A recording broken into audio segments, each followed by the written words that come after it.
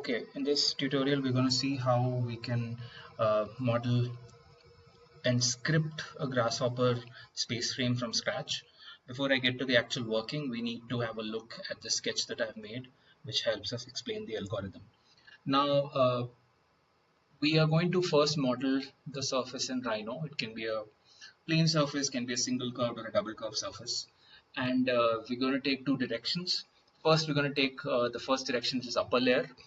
We're going to feed that surface into divide surface, which just divides the surface into u and v points. U and v is just x and y direction. In surface terminology, x is u and y is v. So we can divide it into n number of u points and n number of v points.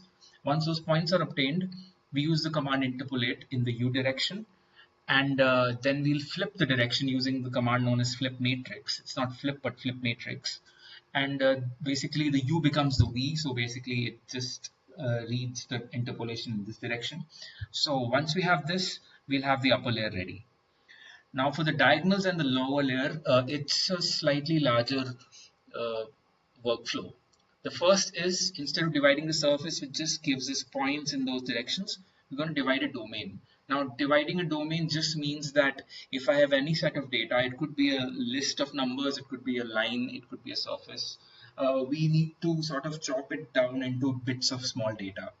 So if it's a line, and if I divide it into divide the domain into 5 parts, the line will be divided into 5 parts.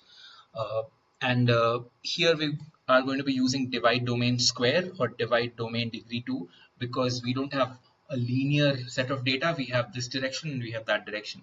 So it's just going to basically assign these sort of chopping numbers, I would say. It's not going to do itself anything on its own, but it's going to understand the surface, and it's going to understand that, okay, this direction you need 4 or 5 divisions, this direction you're going to need 4 or 5 divisions. The actual division of the chopping part happens with this component known as isotrim, which makes these makes the bigger surface into a smaller subsurfaces. Now next, we're going to find the centroid of each surface or each subsurface, and then we're going to move it down. That means -1 meter, -2 meters, whatever, in the z direction negative, which is basically our depth of the space frame. So we are going to move those centroids down, and later what we're going to do is, next is, each of these subsurfaces are going to have those corners. Those corners are going to join the moved centroid, not the original centroid but the moved centroid. So we are going to have our diagonal layer ready. So okay, we have our upper layer, we have our diagonal layer. For the last step, whatever these green points that you see, when those join, that is what becomes the bottom layer, right? So how are we going to do that? Once we have all the data set points, we're going to just flatten then all the list of these the bottom points, and then we're going to partition them. Partitioning basically means, if I have a set of random points, it's going to partition as you want. So if I want to partition them into 2, it's going to partition them like this. If I partition them by 4, it's going to partition them like this. This becomes a set, this becomes a set, this becomes a set, this becomes a set. So what we're going to do is partition them into so many points, probably the same number of points you're going to divide it, you're dividing this, or probably the same number of points you were dividing this earlier, right? So once you partition this, it's going to understand this as one set, and it's going to, then you can interpolate that. Then this is one set, it's going to interpolate that. This is one set, and so on and so forth. Then you can flip and do the same for the other.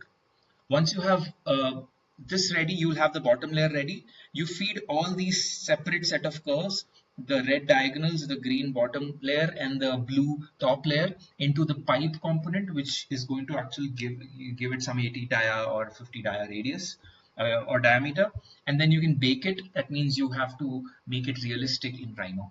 So that's the overall algorithm. Now that we know what algorithm we are following, we can straight dive into creating the script. So first I'm going to create a basic surface from this command known as surface from 3 to 4 points. You can create a curved surface. I'm going to just stick to like a very basic surface right here. And here I'm going to feed in using a surface container. I'm going to right click on this and since it's already selected, it's going to be fed in. Now for the division, I'm going to use divide surfaces and feed this here. And for u and v, I'm going to keep simple now, and I'm going to put, like, let's say 4 and 3. So things become a little simple for you. So u divisions is this and 4v division is this. So we have 4 and 3. And now what I'm going to do is I'm going to simply interpolate, and I have the one direction lines, and I can flip the matrix. So you can see that it's sort of this 5 sets each containing 4 points, but when I flip it, it contains 4 sets each containing 5 points. So I'm basically flipping the direction of the matrix. So u becomes v becomes u, so we have this. Okay, so this is done. We'll get back to this. I'm going to select this and do Control G, so keep them in a group. The other thing I'm going to do is I'm going to divide the domain. So the moment I go for divide domain, it says divide domain into equal segments, but we are going for divide domain square. So two-dimensional domain. Our domain here is a geometry, which is a surface, and I'm going to divide this in the same number as we divided it for the points. Okay, so what it has is these things which you'll not be able to understand because it's just an internal mathematical division. But I'm going to do an isotrim, which is basically going to cut this surface based on this domain. So right now what you have is 4 into 3, 12 different surfaces you can see here. What I'm going to do is I'm going to find an area.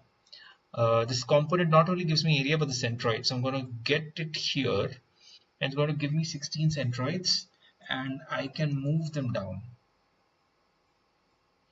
Okay, so I'm going to use the move command and move the centroid, not the area. Moving an area doesn't make sense. I'm going to use unit z, and I'm going to be, let's say, putting 1.5. But if you want to go down, I can right click edit, and I can go, let's say, -1 or -2 and 2, and I just need one digit rational number, so that's okay. So I can go from -2 to +2. Now you can see the points kind of moving as you want them to move. But we have this. What we're going to do is we need these 4 points. So the 4 corners of each of these surfaces that you see, and they go and connect to the bottom point. So what are we going to do is we're going to use this command called a component called mesh corners. Generally we use it for a mesh. We're going to talk about that later, but it also applies for surface. So I get for every rectangle, for every subsurface, I get 4 numbers, and I have 12 bottom moved these points here. So one thing I'm going to do is I can go to line, and I'll connect this, which is basically, if you consider this as one set, it has 1, 2, 3, 4 as a start point, and the bottom is this one, so it's going to start connecting. Now the problem here is I have this existing in perfect sets, but I have this which is just free. So if I also graft this, this has 12 sets, and this also has 12 sets. If you count it as from 0, 0, 0 to 0, 0, 11, so 12 sets of top points to 12 sets of bottom points finally make your diagonal. So I'm going to keep this separate, and I'm going to keep this separate. This is my diagonal, this is my lower layer, upper layer. Now for my lower layer, what I'm going to do is I need all these points, but I need them again to sort of form and join. So we're going to partition them. And if you partition this, it doesn't make sense because they're already in some partition. First of all, how do I lose that already existing sort of this partition? I'm going to flatten them. So right now they again become loose 12 points. And then I strictly sort of divide them into different chunks. So I'm going to divide them into three chunks. You can do four also, but it might show some error. I don't know. Let's see. I will connect this, and so it will have these neat four sets, each of three.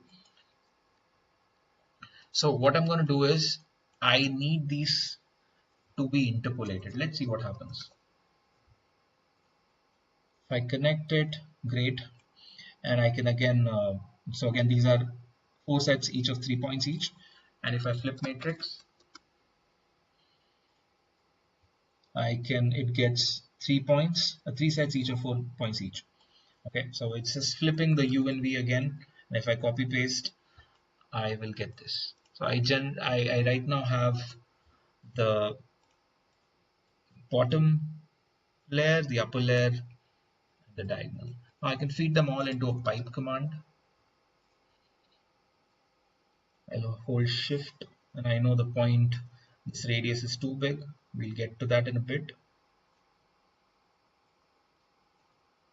And what I have here is, let's say I'm going to put 20 mm radius or a 40 mm. This thing, I can increase it. I can decrease this, and I can change this as well. Right. I can also go here and put F10, and maybe so it doesn't show any points here, but if I try to rebuild this, I can have more points, let's say 6 points, and maybe selecting these I can sort of have something like this, and it will have all these shapes possible. So very simple way, you've developed your own script of making space frame. I can always go and bake this. If I group all of this, it bakes all of them together. I can bake them separately by putting them into separate points, separate pipe components.